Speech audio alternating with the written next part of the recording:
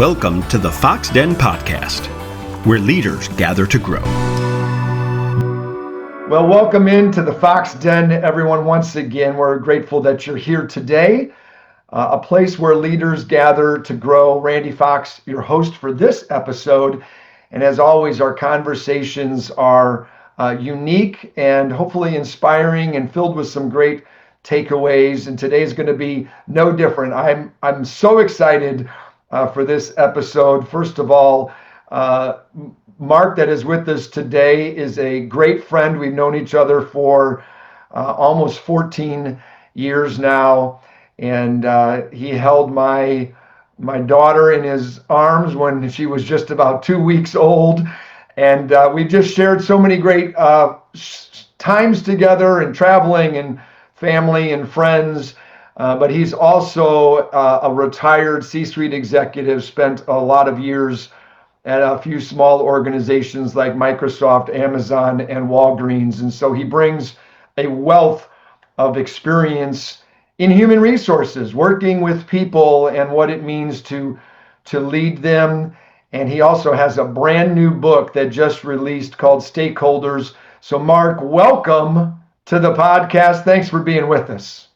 Thank you, my friend. Great to see you, Randy. It's a pleasure to be with you today. Yeah, absolutely. Well, you and I can go on for hours, and we have with a variety of things, but let's just kind of jump in and talk a little bit specifically about, your new book that just came out, and I know it's available on Amazon and other places, called Stakeholders, and then just kind of give our listeners a little overview on, well, what do you mean by that? And obviously, we've got people that are in all walks of life and all levels of leaderships and industries. But what I love about your message in this book about stakeholders is that it is so encompassing that anyone that's listening to this can get something from it. So just kind of talk about what stakeholders means, and we'll kind of go from there. Happy to. Thanks so much for the intro, Randy. So the book I'm very excited about it. The book is called Stakeholders. The subtitle is pretty important. The subtitle is The Intersection of Human Beings in the Ecosystem of Business. This is really a book about business. Even though I spent parts of 4 decades in HR leadership roles, my partners, my business partners, were business people. And so I had an opportunity to view some of the very iconic businesses that Randy referred to from a pretty interesting catbird seat. And I've got a pretty huge network of people, just like you do. I know, Randy. And over the years, when you get introduced to people, sometimes you're sitting on an airplane, sometimes it's a conversation over the back fence, whatever it is. People want to know, hey, what do you do, by the way? What do you do for a living? And so I used to tell them I was an HR leader, and that generated certain kinds of responses. Some people would just walk away and say, I don't want anything to do with that. And then I sort of gravitated over the years to respond a little bit differently and say, well, I work on the people side of the business. Oh, you're not a technologist, you're this. And yeah. And then I got to thinking a few years ago, probably a decade ago, that who isn't in the people side of the business? In other words, where can you point to an area of business where there aren't people? People are the foundation of business. You wouldn't have a business without people. And so I began to think about these different stakeholder groups of people. Employees is the obvious one. Customers is an obvious one. Investors is another one. You think about community, the people that live and work around your place of business, partners, and so on and so forth, suppliers even. And so I identified 8 different stakeholders, most of the ones I just named, although I broke out employees in 3. I said that executives, managers, and frontline workers are kind of different from each other. And I began to ask myself, what do each of these stakeholder groups care about the most? And the interesting thing I came up with was every single one of them is top of mind about something that is not common with the other. So let's use the example of executives, okay? Um, right or wrong, executives care about accumulating things, okay? They love to accumulate. They buy companies. They love to be paid higher than anybody else. You know, they have yachts. They have multiple homes in multiple places. They have car collections, etc. Right? They accumulate. What do managers care about most? They care about opportunity. They want to be promoted. They want to advance. They want to be one of those executives, right? But they're not there yet. And so what matters to most of them is opportunity. And frontline workers, what they care about most is getting by. They want to be able to make enough to pay their bills, right? And so those are just examples of how I came up with this paradigm, if you will, of 8 different stakeholder groups, what they care about the most. And the aha is every one of them has a competing agenda.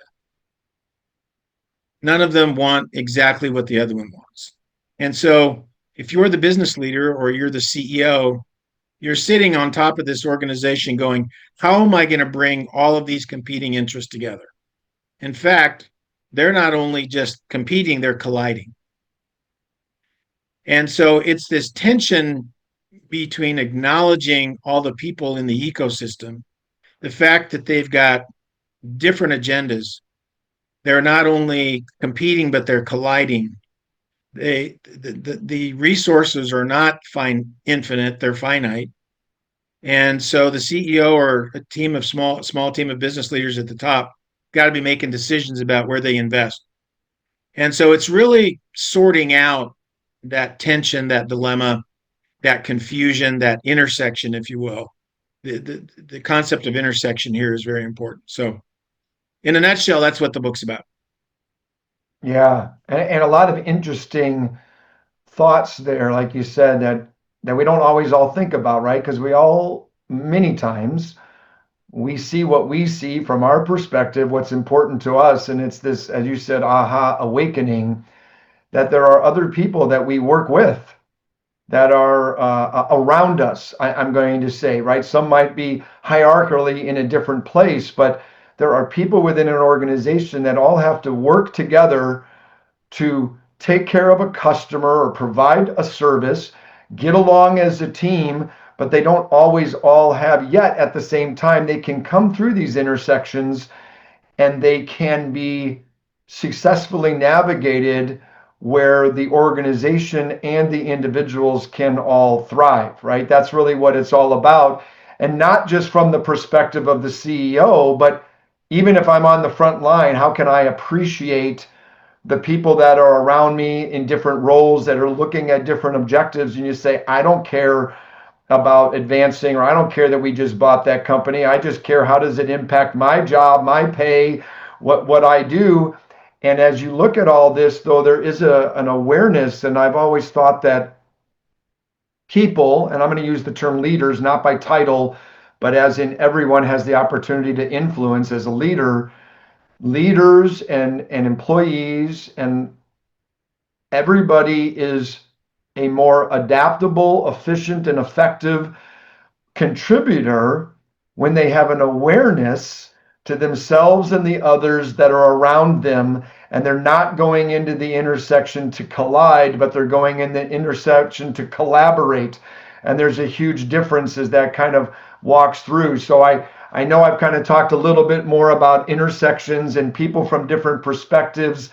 Share a little bit more about how that kind of transpires, because you said it a few minutes ago. Intersection is a very important component to this. Talk a little bit more about that. It is. And intersection, if you just think about a traffic intersection, a four-way stop or a red light, whatever, what happens to the energy in the vehicle? It comes to a stop, right?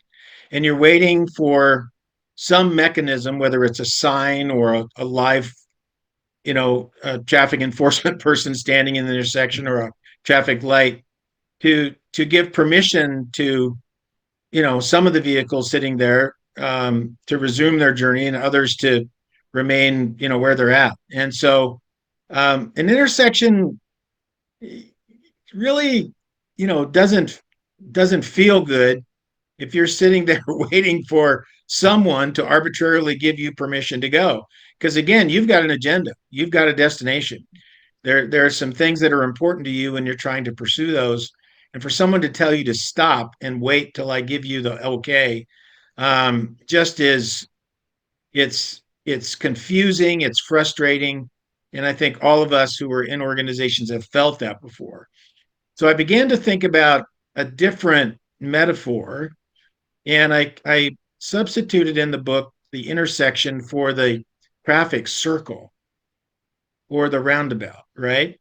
And these used to be very uncommon as an instrument in the United States for controlling traffic, the flow of traffic. They're much more common in Europe, but they're everywhere today, right?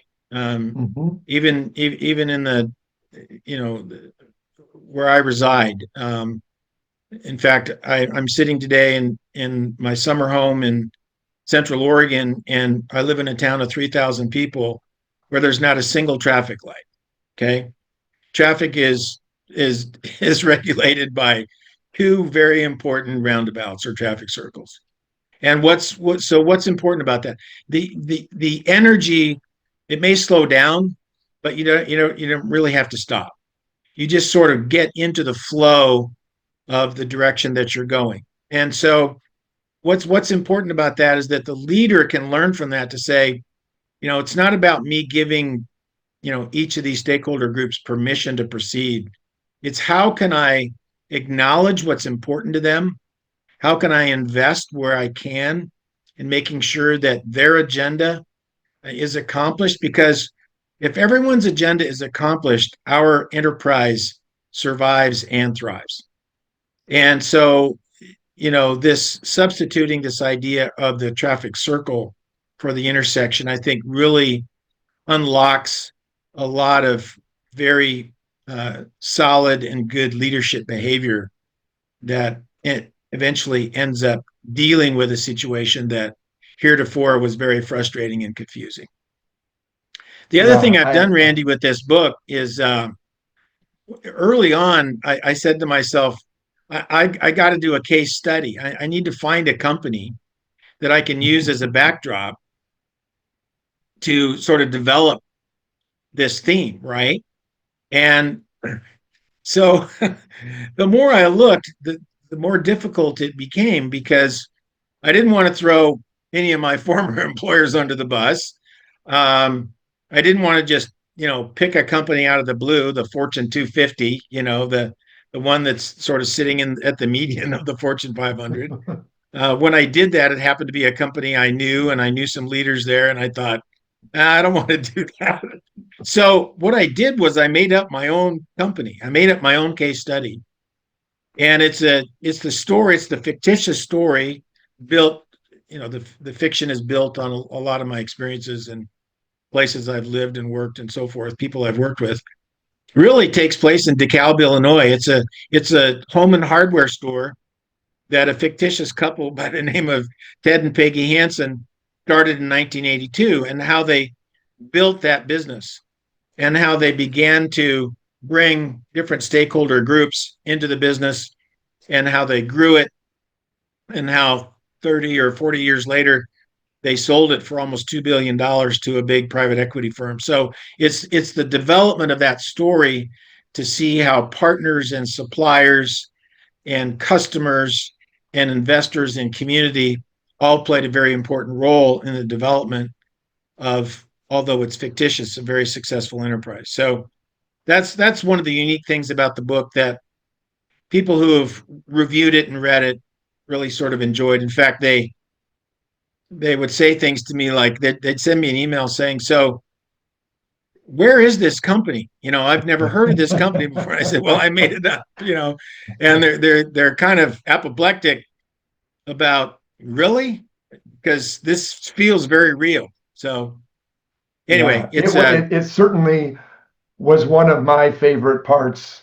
It not only wants the reader, and to keep reading, But regardless of who's listening to us today, anybody that reads this, right, they can relate to it. They can see themselves as one of the stakeholders in this journey of an organization.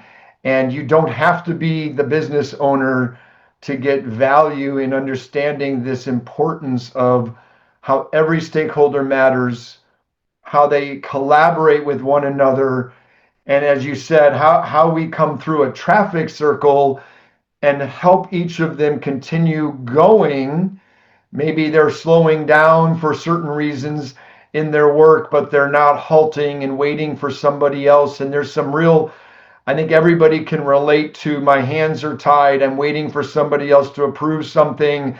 Yeah. And you said something that's interesting too, that when everyone is accomplishing getting to their destination, when each of the stakeholders is making progress, the not only does the individual thrive, not only do they feel fulfillment in what they're doing, right?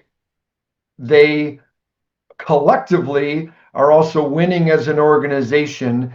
And I That's think right. what that leads to is it leads to talent staying, it leads to a culture attracting. And because when you flip the other side, talent that is frustrated leaves the organization. The culture will not attract other stakeholders around it, because it doesn't have what is needed. And so I think, there's so many really cool insights, but regardless of where a listener would be today, if you were to grab one of your favorite pieces, whatever their stakeholder position might be in whatever organization they work for, what would be one thing from, and it doesn't even have to be from your book. Obviously, you've got decades to draw from. What would be one thing in this, day and age where, heading toward the end of 2025 here, and the world continuously changing. What is something that you would say to all of the stakeholders that are out there that are doing their work, they're navigating along? What is something that you would want to leave them with, a final piece of wisdom today? Yeah, thanks, Randy. I appreciate the opportunity to do that. Two things come to mind, if you don't mind. Uh, couldn't get it down Yeah. to one. There's really two things that occur to me: is how do priorities get set, and how should leaders behave? So let me Mm, take both of those. So whether it's in your own family, or your community, or your small business, or the company that you work for, priorities are getting set all the time, right? mhm, And so um, how how am I suggesting that priorities get set differently in the context of the traffic circle and the stakeholder perspective? And my very short answer to that is to adopt an investment mindset. Invest in things that matter in the long term, not only for an individual stakeholder group, but also for the enterprise. And mhm. so when I think about my own family, now I am a father. My wife Carol and I are parents of 4 adult children and 7 grandchildren. And when I think about investment, I think about them. I don't think about myself. I've invested a lot in myself over the years, and some would say those have been good investments. Some would say, you should probably have done that a little differently, and I wouldn't take issue with that. But my mindset today is very different, because I'm thinking about where's the energy, where's the potential, where's the future, and where should my investments of time, talent, and treasure go? Okay. And so when you have an investment mindset, it really changes how you prioritize differently. The second thing I'd say is about leadership behavior. And in fact, it's in the very last chapter of the book, which talks about a new leadership ethos.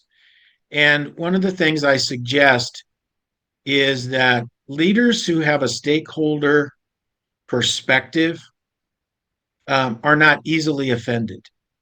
And I've had more, early readers and people who endorsed my book come back to me and say, that's an interesting idea. I didn't see that, kind of came out of left field. What do you mean by that? Well, if you truly understand what matters most to people, number one, and that what matters most is not the same from one stakeholder group to the other, you're not easily surprised. Okay. You're not surprised when somebody loses their cool because they really believe in their agenda. Okay. In fact, sometimes their very survival depends on it, right?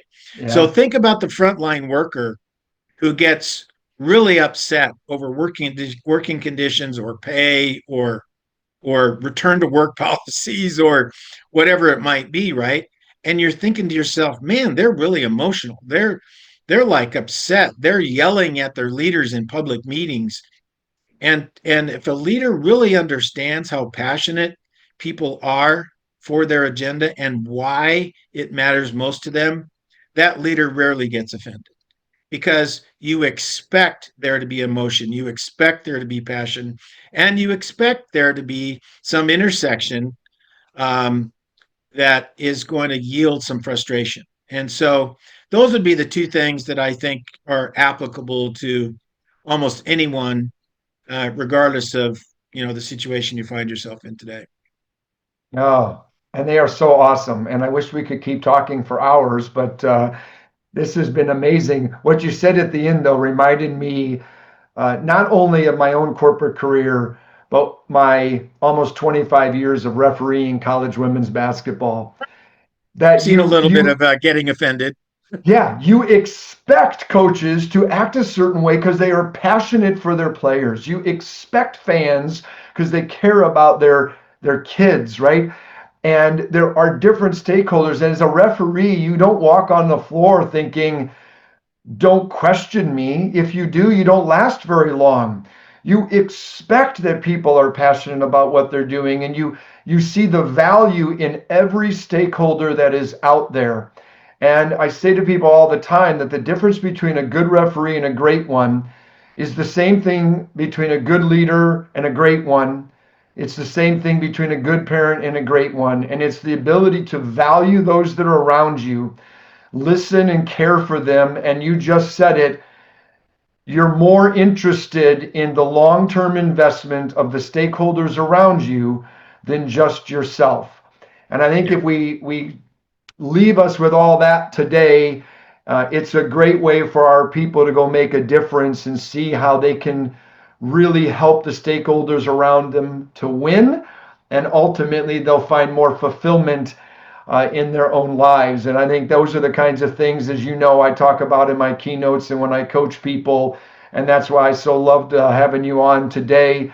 Mark, thank you for being with us. How can people get a hold of you if they would like to connect with you? Thank you so much, Randy. I've really enjoyed it. I do have a website. It's markenglizian.com. And that's the best way to sort of stay in touch with me. I respond to people via email who have questions or want to engage in a brief conversation. It's also the best way to stay current on the things that I'm writing. This is really my second published book, and I'm also working on another one that I may be published in late 2026 if I can get it out the door in time. I've got a publisher with his hands open saying, when are you going to get this to me? So I kind of have to get to work. But and I also have a number of essays and video clips and other things. I'm also doing some other podcasts that will show up there as well. So markenglizian.com, all lowercase, no space. So that's the best way to get in touch with me and to join my community. Well, that's awesome. And I hope people that you will do that. Mark is a great person to be connected to. And thanks for joining us today on the Fox Den. And if we can always help you, the listener out there, in your journey as you're looking to grow, please reach out. I would love to help you in any way possible. You can find me at foxpoint.net. Everything is there that you need. We're excited to continue to journey with you. And until next time, when we gather again in the Fox Den, would you always remember that the world is waiting for you. God bless y'all and have a great day.